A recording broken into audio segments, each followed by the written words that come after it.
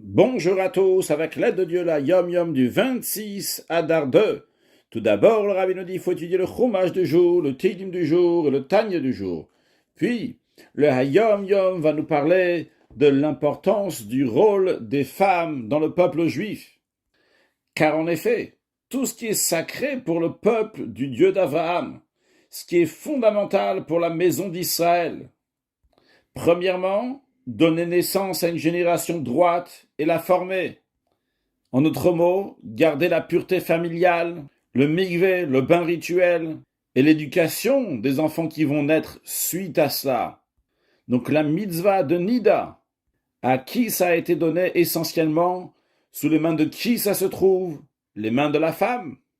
Deuxièmement, manger kasher, aussi une chose qui a une influence énorme sur la personne. Qui est-ce qui s'en occupe dans la maison? C'est la femme. Troisièmement, la pureté et de la sainteté du Shabbat, qui est liée aussi évidemment avec l'allumage des bougies de Shabbat. À qui ça a été donné essentiellement? Aux femmes.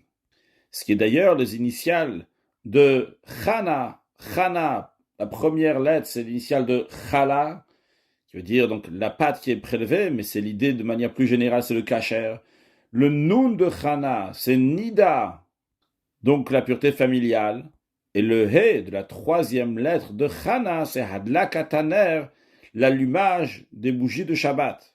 Et tout ça a été donné par notre Dieu puissant et redoutable aux femmes juives afin qu'elles gardent ces principes et les respectent.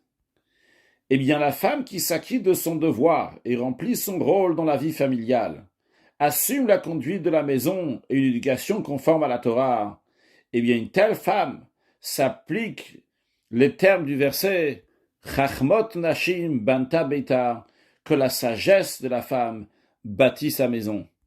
Mashiach now, un excellent yom.